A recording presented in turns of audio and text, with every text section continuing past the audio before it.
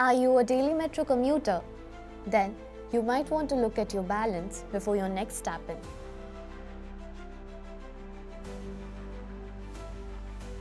The Bengaluru metro fare hike has sparked a lot of outrage. But behind this hike is a bigger story about power, politics, and how responsibility keeps shifting between the center and the state. Here's what really happened with the hike and why it turned into a political credit and blame war between the Karnataka government and the BJP.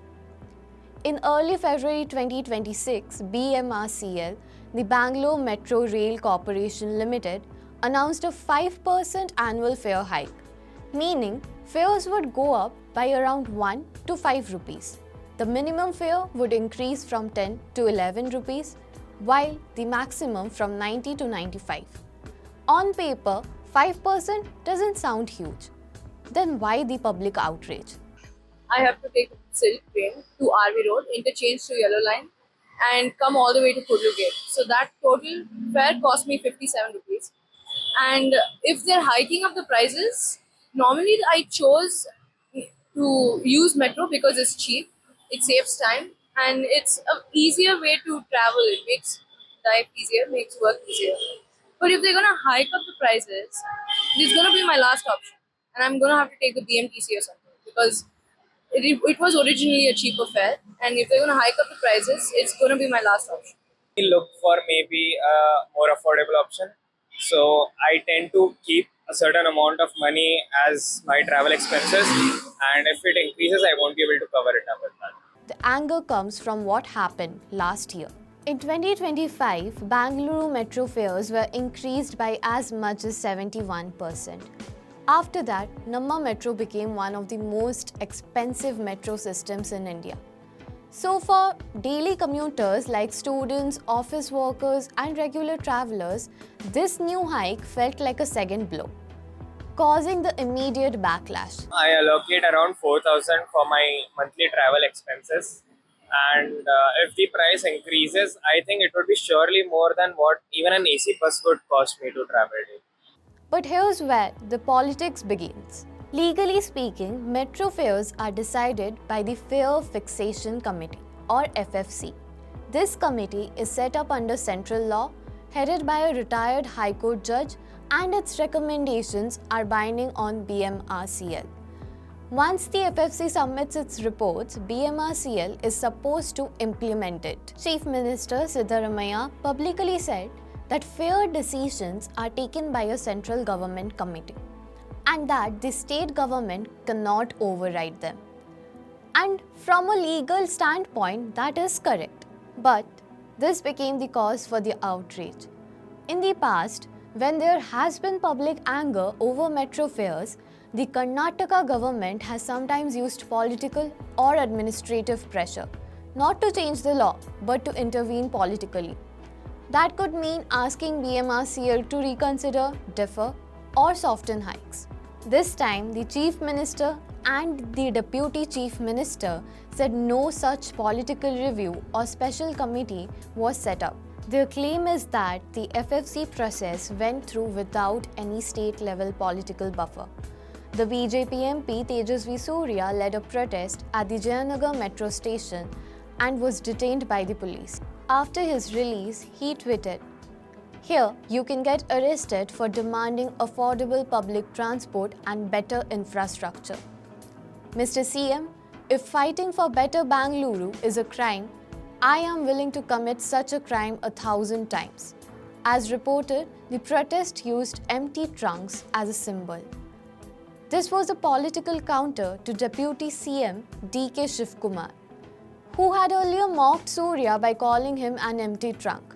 Surya flipped that insult, using it to suggest that it is the state government's governance and finances that are empty and the commuters are paying the price. After being detained, Surya said the fare hike was put on hold due to pressure from the central government. Earlier, Surya alleged that the Karnataka government had repeatedly urged the Fare Fixation Committee to increase metro fares.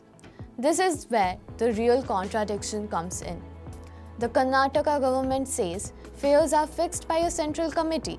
the state cannot override it, and the state had no role in this hike. But in earlier cases, when fares were reduced or rationalized, the same state leadership had taken political credit and said the centre had no role.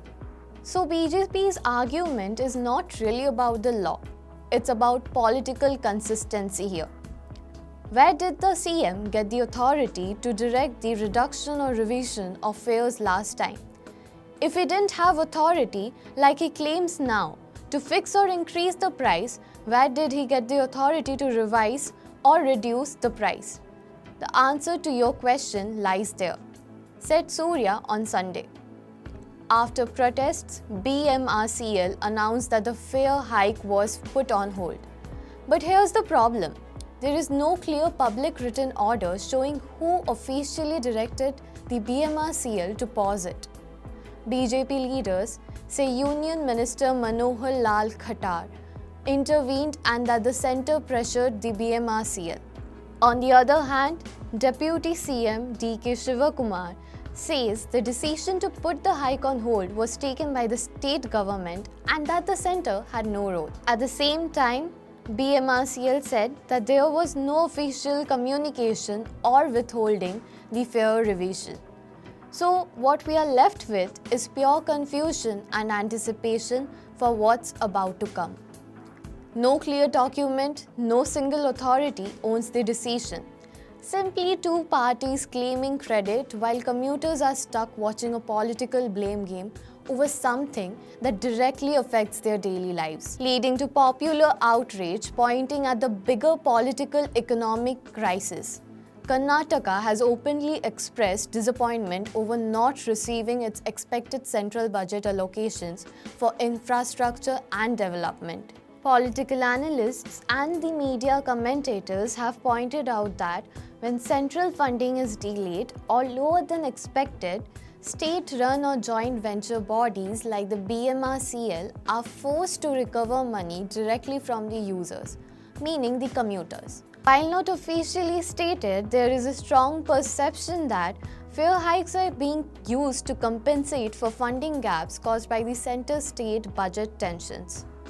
This is why many see the hike as a financial and political decision to suffice the state's economic gaps.